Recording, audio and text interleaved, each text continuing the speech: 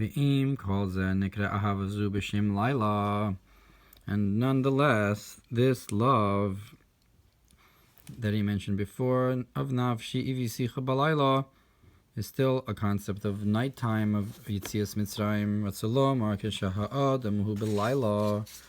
And that is to say, when a person is in his nighttime, Shuhu B'Choshech, that he's in darkness, Ki ha'ava hazos ha'ava shel choshech adayin, because this love is still a love of darkness. Dehi neksiv, because it's written, Im yasim, a lovely bow.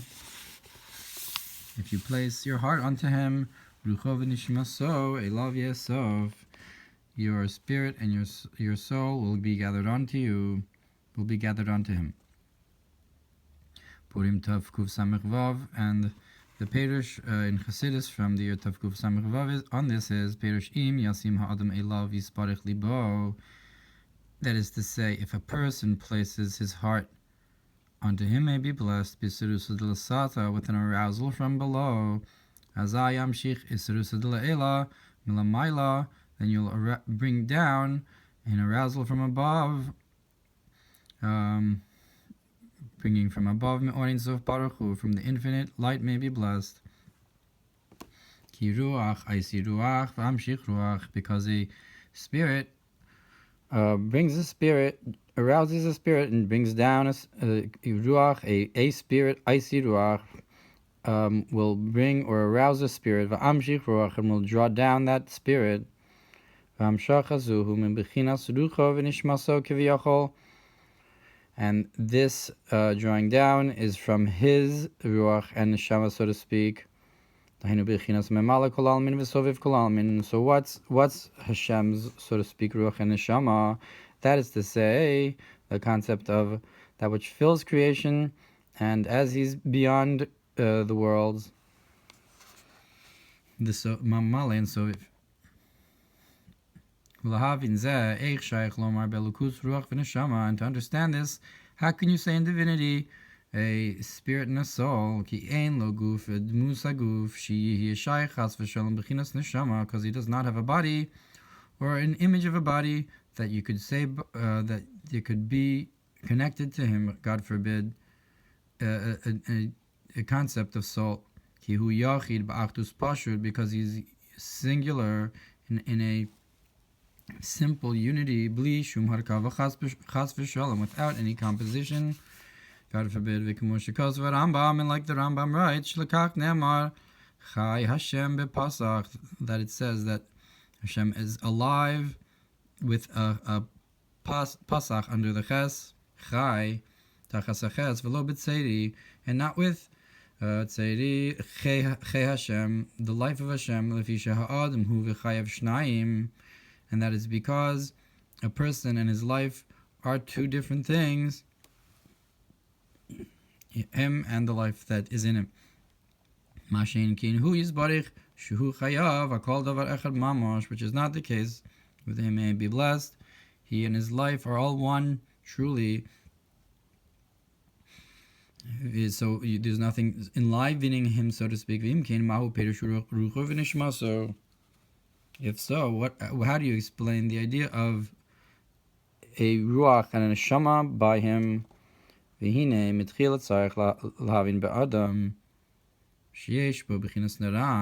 first we need to understand in a person who has this nefesh ruach neshama mahu ha'efresh bin bechinas nefesh lebechinas neshama.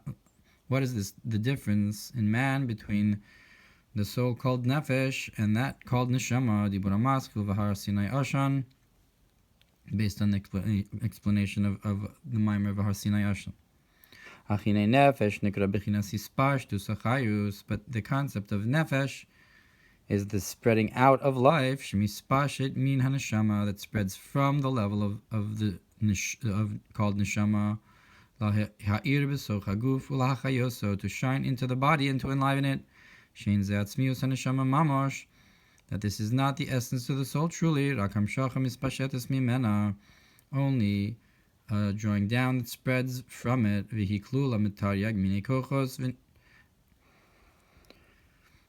and it is composed of, it includes within it 613 strengths, and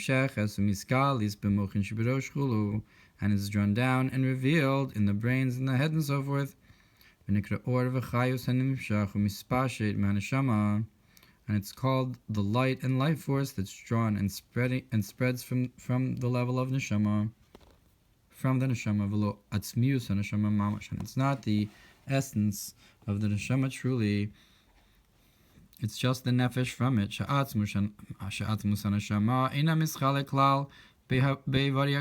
Because the essence of the neshama does not spread out or divide into the limbs of the body, does not itself. Only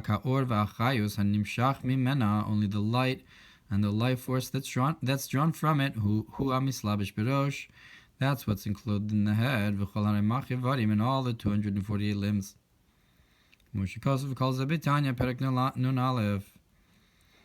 Like it's brought in Tanya in chapter 51. And this concept of drawing down into the body, into the limbs, to divide, that's called nefesh. And the source from which comes this glimmer and this drawing down, that's called neshama.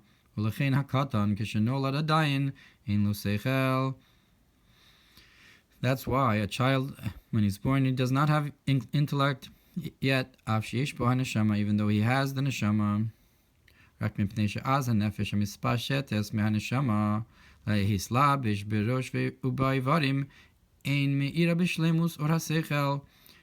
Only because the nefesh that spreads out from the neshama to be enclosed in the head and the limbs does not shine in the completeness of the light of intellect yet. Because he lacks the vessel to receive the light of intellect. But nonetheless, this does not make any change. This causes no change in the neshama.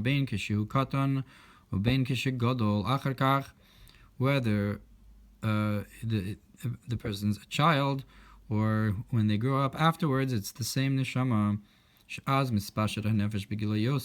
That when a person's older, the nefesh spreads out in a greater state of revelation, but nonetheless the neshama is equal, in an equal state in both of these stages. And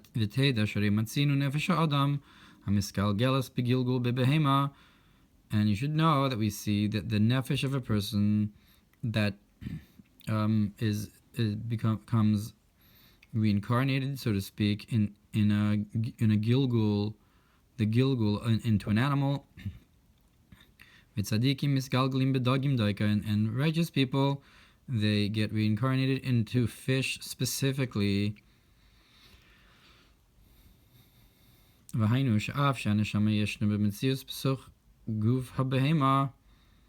is to say that even though the neshama exists in a state inside of the body of the animal, and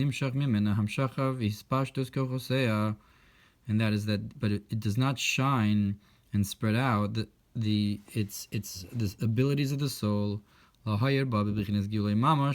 spread out into it in a revealed state truly. Because if that was the case, the animal would have the same intellect as a man, but rather it dwells there in a hidden state. And that's why you can't tell the difference between a animal that has a gilgul in it of a man and any other animal. Therefore, this gilgul does not have and is not called the level of nefesh, that is to say, it's not like the soul of the neshama that's enclosed in the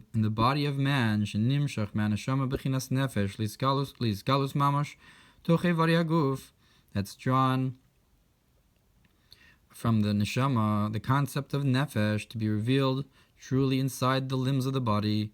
Shanefesh hu ma shenimshach miskalim haneshama el haguf, that the concept of nefesh is that which is drawn from and revealed from the level of neshama into the body. Which is not the case with an animal, is not drawn or revealed this revelation in it at all. Only that the level of neshama dwells there. Begilgul. But when you do not draw down the glimmer to be revealed in the body,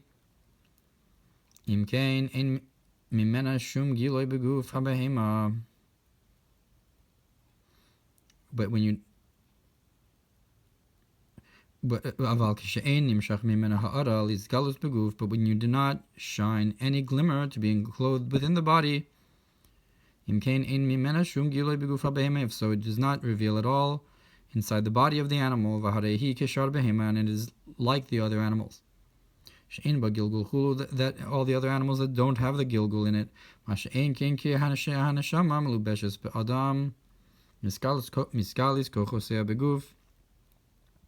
Which is not the case with the soul that's enclosed in the body.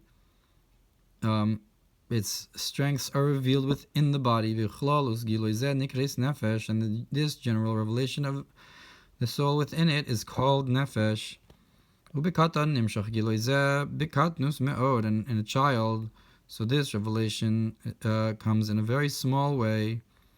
The nefesh comes in a small way. And then afterwards, it greatens day by day. And similarly, you can understand above the concept of nefesh. And it says, on the edges of the page, in the handwritten, from the holy handwriting of the Tzemach Tzedek himself, Adaita de Nafshe. So it says that a person should do it in accordance with the knowledge of his soul. And I do not desire with you, meaning only that which is subservient to you, bechinas nafsho, the concept of the nefesh. So he's brings these other statements that are connected to this concept of nefesh. That what does it mean? Adaita de nafshe, that in accordance with that which spreads out in the body. That's your learning should be to spread out in the body, not just to be makif. And you don't want just the glimmer, you want the essence. Ein sostasis nefesh, vain v'har ashan, vain im yasim chulu, ruchu nishmaso, purim tavkuf samech vav, leil v'layla v'abazu, where it talks about leil v'layla, because it says b'layla hahu, and so forth. Ein Tanya Perek Memdal Jeglula Ma'avarabba Va'avas Olam Vainu Beis B'china Selu. And look in Perek Memdal where it talks about different levels of Ava, of Avarabba and Avas Olam, which one comes from the Makif and one comes from the Pnimi, and that are these two concepts. So Bekitzer, the Makoros for what he's talking about. So Valderach Sayuv and Lamayla B'chinas Nefesh. So similarly, back in the Mamar, you can understand above the concept of nefesh. What does it mean to say that there's a nefesh in Elokus?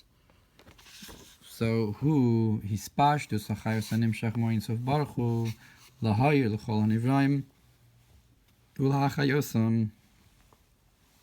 So that conceptually is this idea of spreading out of life force that's drawn from the infinite. Light may be blessed to shine to all the creations and to enliven them. Shamshachazu urak ha'arav eziv, that this drawing down is only a glimmer and a light spread out from the source. Or and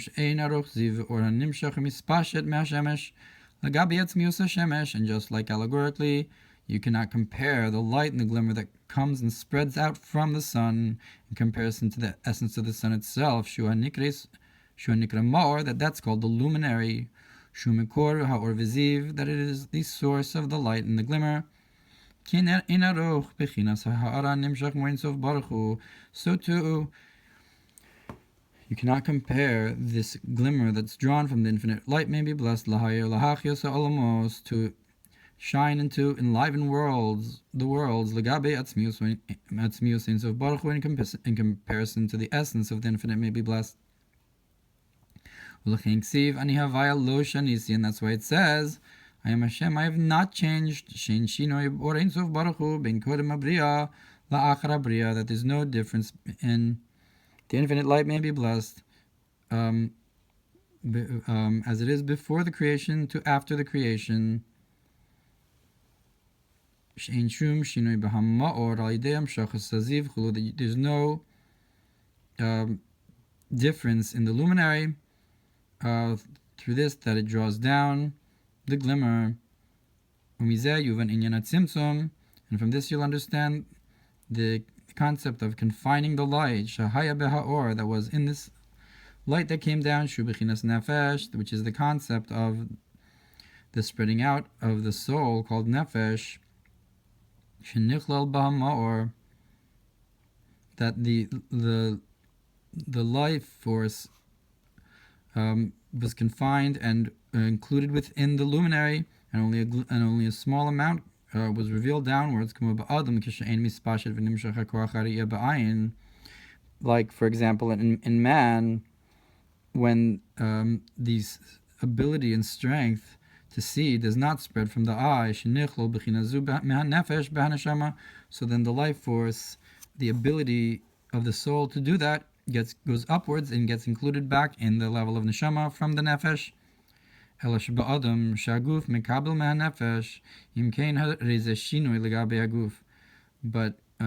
in man, where the body actually receives and is changed by the soul called nefesh, by that concept of spreading out, so that changes the body.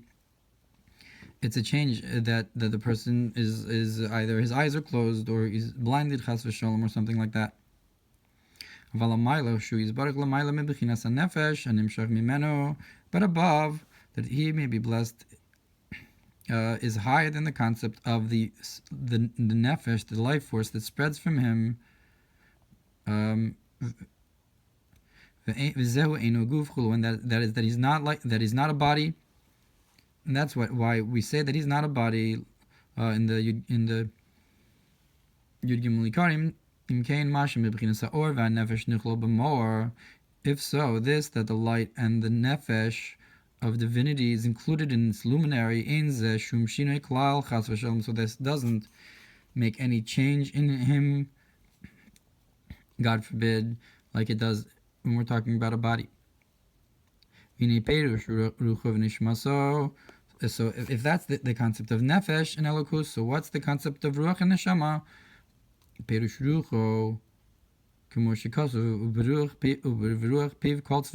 what's the concept of ruach? It's the concept of, with the wind, the ruach of his mouth is all their hosts, and it's also similar to nefesh, the concept of that which fills the worlds, but is higher than the level of nefesh. That this concept of ruach unites the level of soul called nefesh and the level of soul called neshama together. Because ruach is this concept of the breath, and the breath of speech is drawn from the breath of the heart. It's the concept of the crown of the feminine aspect.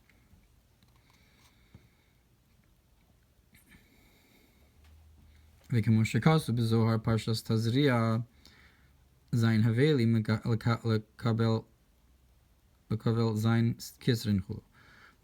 in Zohar Tazria it says that you have 7 breaths. From the 7 breaths of Koheles, they correspond with the 7 crowns of Nukva, I guess.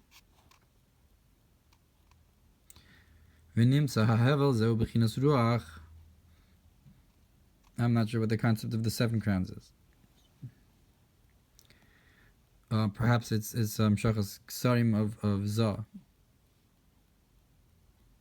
to Nukva, of parts of Zah. V'nimtza hahevel zeh b'chinas ruach. So and at any rate, so it's found then that the breath is a concept of ruach. V'hadibur zeh b'chinas nefesh, and the actual speech itself, that's called nefesh. Imkein gam b'chinas ha'aros sovev nikra rucho. If so, also the glimmer of sovev into memale, so that's called the ruach. It's the connection of sovev and memale. The glimmer of sovev to memale, that's the ruach. Vayin mashikos vel pi maimer samach to samach reim ha'huvim kul minin b'chinas ruach. And look at that maimer samach to samach about the concept of ruach. Mashikos of sham beis samach daled pei Sif daled perakei al pasuk lo yidon ruchi chulo ein sham, where it says my ruach will not judge and so forth, will not stand, concerning the mabul, where it says the lashon of ruach in elokus. Uperish nishmaso zeu b'chinas soviv kol almin. And then again the concept of neshama in elokus is the idea of soviv kol almin, as the divinity beyond all the worlds.